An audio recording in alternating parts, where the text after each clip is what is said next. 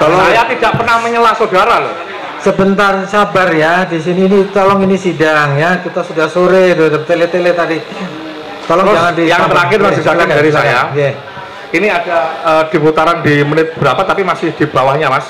Jadi ini singkat saja.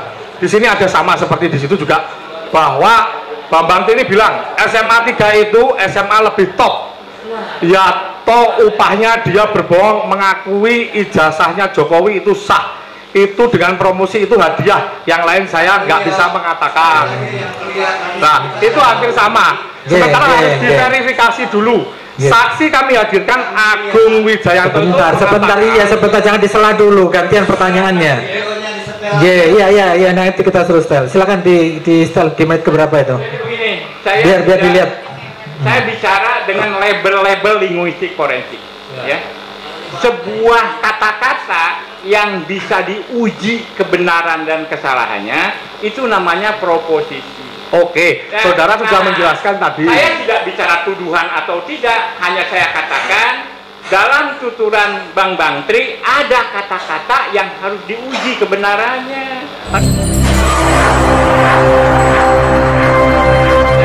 Oh tidak boleh, oke, siap. Ahli sesuai anunya sudah, sudah cukup. Ya, cukup. Ya. Saya rasa sudah cukup ahli. Ahli menjawab apa yang ditanya saja. Biar silakan dilanjutkan. Ini berikutnya.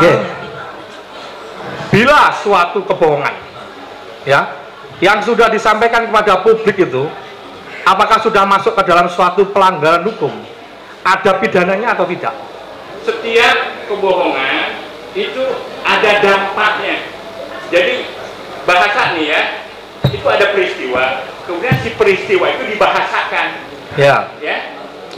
Makanya yang disampaikan dibahasakan, ya itu terjadi perlokusi dampak dari bahasa itu.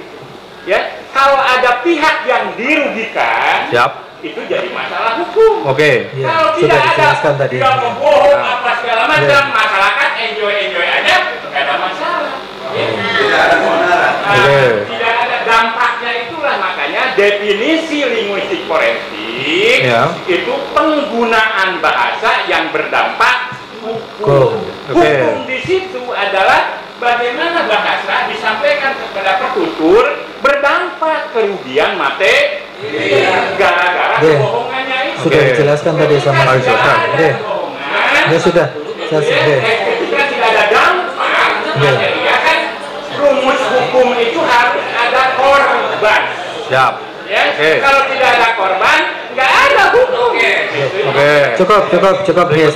Pertanyaan keempat. Berita bohong yang disebarkan oleh seseorang. Penonton tenang. Berita bohong yang disebarkan oleh seseorang, apakah tidak bisa menimbulkan suatu keresahan? Bagaimana pendapat ahli? Sama rumusnya tadi. Berita bohong sebohong apapun, ya, itu ya potensial, ya bisa merugikan, bisa tidak merugikan, ya, seperti itu. Keonaran itu sendiri apakah tidak bisa didefinisikan sebagai suatu keresahan? Siapa? Gimana? Keonaran apakah nggak bisa didefinisikan sebagai suatu keresahan?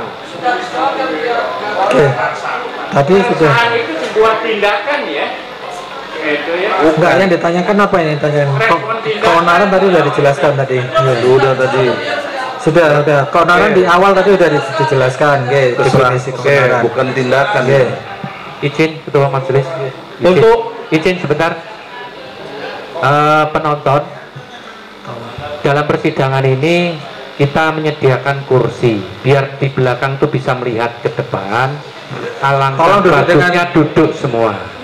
Jadi yang di belakang tuh bisa melihat. Daripada saya memerintahkan kepada petugas yang berdiri untuk dikeluarkan dari persidangan. Jadi semua duduk. Kalau yang nggak bagian tempat duduk, saya perintahkan kepada petugas untuk mengeluarkan yang berdiri. Masa kalah dengan Kijang Sambo yang nasional. Di sini semua berdiri semua. Ini bukan menonton sirkus atau pasar malam, ini sidang. Ini bukan. Ya, oke. Terima kasih Ketua Majelis. Silakan dilanjutkan. Selanjutnya ya ahli ya, Profesor onar, definisi onar itu dalam undang-undang ITE atau mungkin yang peraturan yang ada di undang-undang ITE nggak ada onar. Nah, maksud gini, keterangannya itu merupakan gejala material atau psikis. Apa?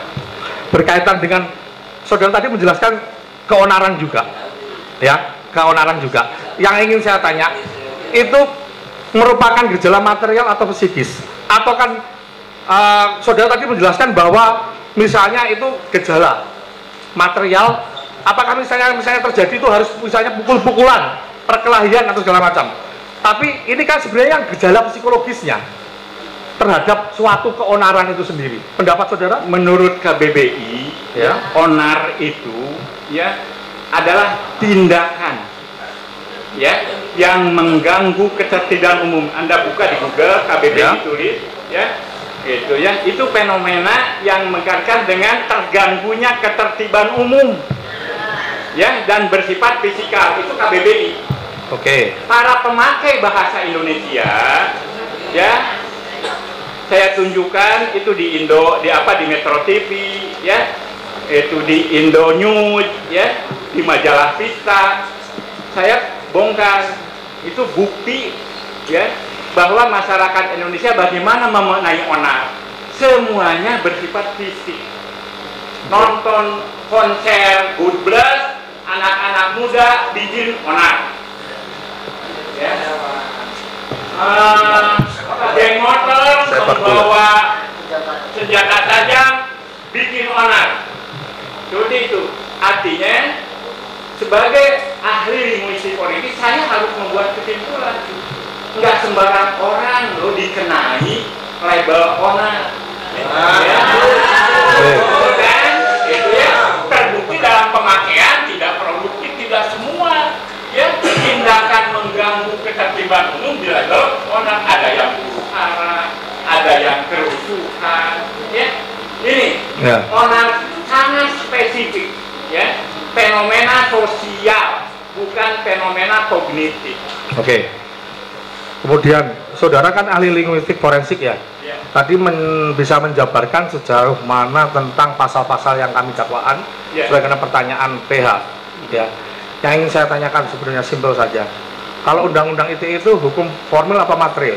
Apanya? Undang-undang ITE itu hukum formil atau material? Undang-undang ITE. Ya. Saya memahaminya itu sebagai undang-undang materi. Salah. Itu keberatan yang mulia. Pendapat yang salah silakan. Nanti tanyakan sebentar, tenang gitu. Nah, gini ya. Tolong tenang. Saudara menjelaskan bahwa undang-undang ITE itu ketentuan hukum material padahal itu hukum formil. Biar yang mulia, mohon maaf. Sebentar, itu kesimpulan nanti yang mulia. Kemudian karena beliau tadi menjelaskan tentang dia orang ahli linguistik forensik. Tapi ditanya tentang pasal-pasal, saya tanya itu unsur bahasanya, bro. Ini saya belum bertanya mengenai aktual dalam tindak pidana itu yang perlu dibuktikan. Sebentar. Makanya saya bikin begitu. Sebentar, tenang. Iya, tenang dulu. Ya. Oke. Makanya saya tanya. Tadi menjelaskan tentang ketentuan pasal-pasal. Saya tanya aja undang-undang ITE. Sebentar. Tolong jangan jadi ada yang debat di sini, tolong tolong dipahami ini sidang, tolong Ahli boleh tidak tahu tapi ahli tidak boleh bohong. Saya ilmuwan. Kita hargai. Boleh salah tapi tidak boleh bohong. Betul. Ada hanya memberikan. Ya. Anda di sini hanya memberikan pendapat. Mengingatkan saya. Nggak usah lanjut ke pertanyaan yang lain saja. Nanti pertanyaan yang lain aja. Satu pertanyaan majelis. Satu pertanyaan. Apa itu? Bahwa keberadaan ahli di sini, siapapun yang membawanya, tetap. Iya, satu semua, betul. Sebentar. Sudah. Keberatan saudara akan diserah. Sudah, nggak usah diteruskan. Sudah, cukup. Saya selalu diselauin. Nggak usah diteruskan. Ini bukan debat. Silakan ganti pertanyaan yang lain. Tolong penasihat hukum sabar, tolong di ini persidangan dihargai. tolong ya, tolong. Silakan. Ahli ini netral. Siapapun yang menghadirkan ahli ini untuk memberikan keyakinan hakim untuk menambah pengetahuan persidangan ini. Ini tadi ada berkaitan dengan statement dari Sugi Nur Raharja, ya, dengan keterkaitan dalam perkara ini dengan Bambang Tri, ya. Sugi Nur tadi mengatakan tidak pernah menyebutkan sekalipun dalam konteks itu tentang Jokowi. Karena tidak saya putarkan, saya sesuai dengan dakwaan saja, biar ahli tahu bahwa dicermati dulu ya. Ini hanya 2. Ini A, pria menggunakan peci ini sudah diidentifikasi sebagai Sugi Nur Raharja alias Gus Nur. B ini Bambang Tri. Ada perbincangan segini, sebagaimana yang hasil forensik ya, transkrip ya, saya bacakan ahli ya. A, berarti kalau Mahmud Nurwindu bohong, berarti Jokowi bohong. Jangan-jangan disuruh Jokowi, ditekan Jokowi atau bagaimana? Ini disebut loh oleh Gus Nur yang sudah asa.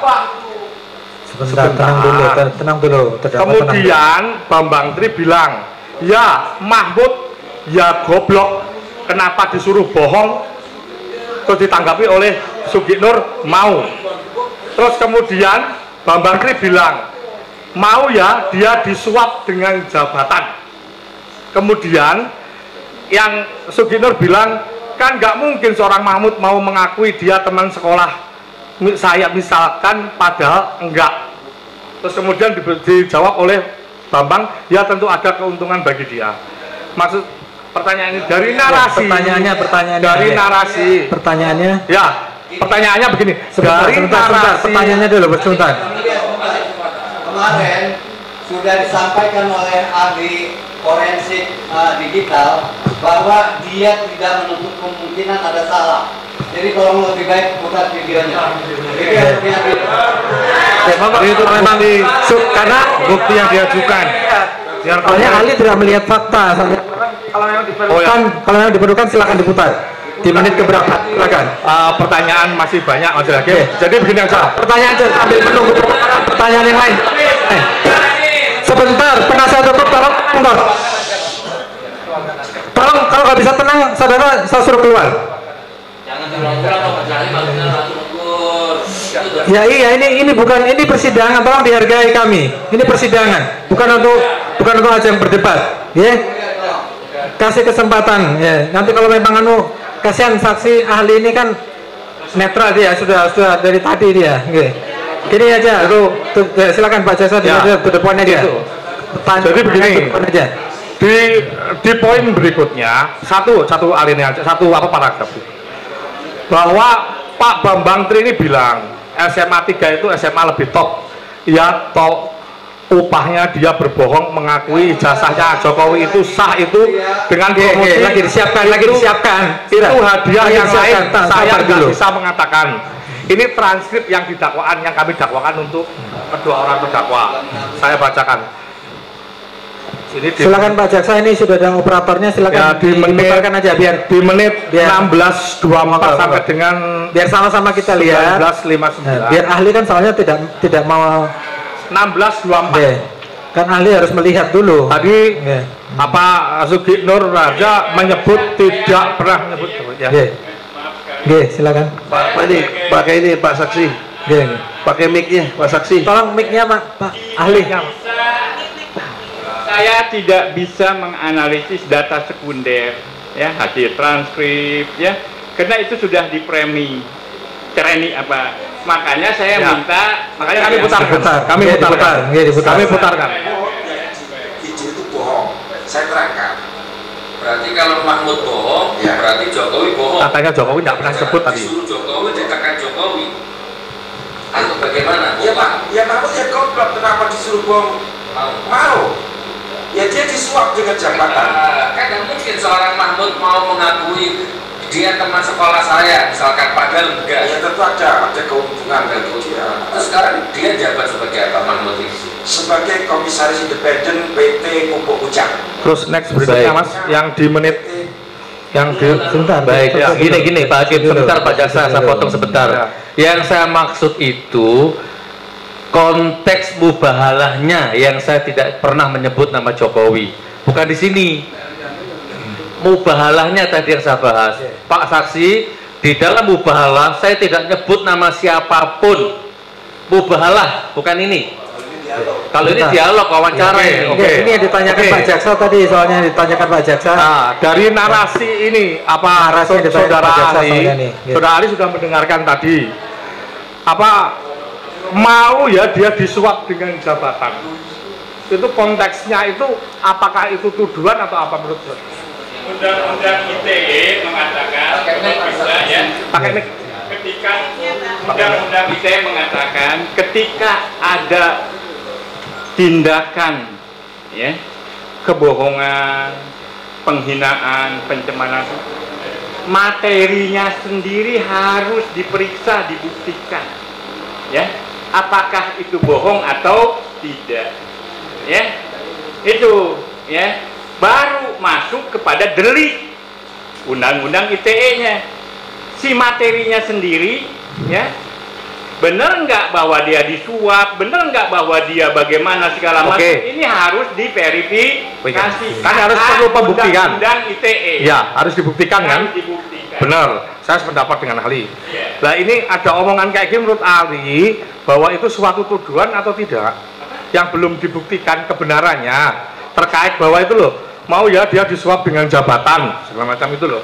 Itu menurut ahli karena kan harus diketahui, diverifikasi kebenarannya Ya, dulu. betul. Itu bisa saja disampaikan kalau toh nanti tidak terbukti dia akan mengelak karena resiko hukum.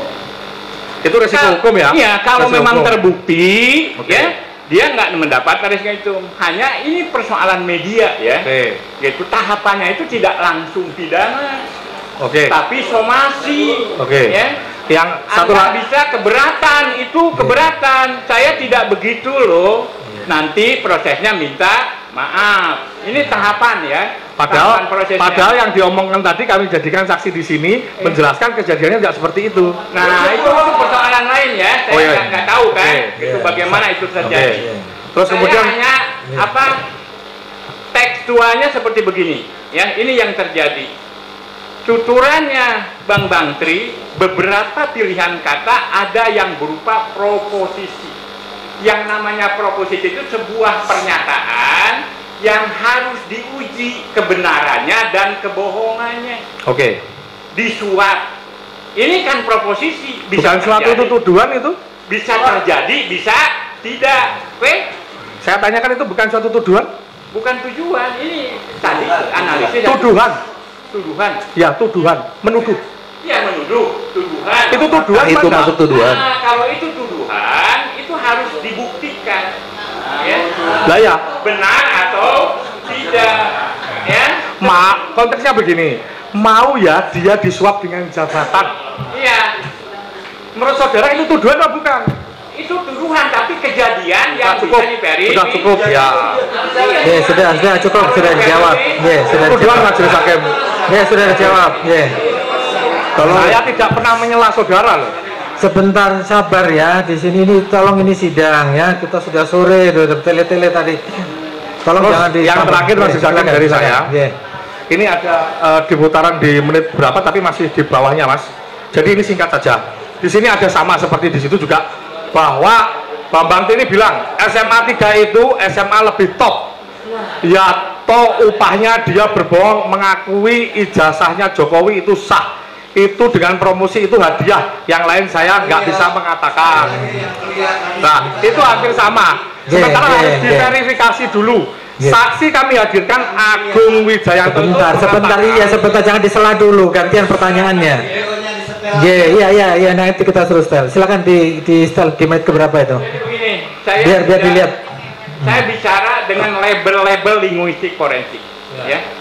Sebuah kata-kata yang bisa diuji kebenaran dan kesalahannya itu namanya proposisi. Oke, saudara sudah menjelaskan tadi. Saya tidak bicara tuduhan atau tidak, hanya saya katakan dalam tuturan Bang Bantri ada kata-kata yang harus diuji kebenarannya. Tadi saudara menjelaskan itu termasuk tuduhan juga. Enggak, harus diuji kebenaran. Diuji dulu waktu tuduhan itu benar.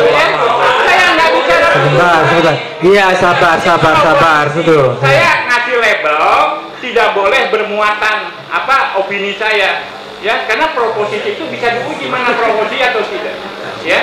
Seperti sebuah tindakan. Silakan. Saya sudah dijawab. Ya, kita tidak bisa memaksa saksi, sudah dijawab. Siap. Monggo yang dibuktikan tadi berikutnya posisi atau narasi berikutnya perlu diputar. Monggo. Perlu diputar. Yang narasi tadi yang pertanyaan terakhir tadi SMA tadi sudah diganti. Oh, silakan.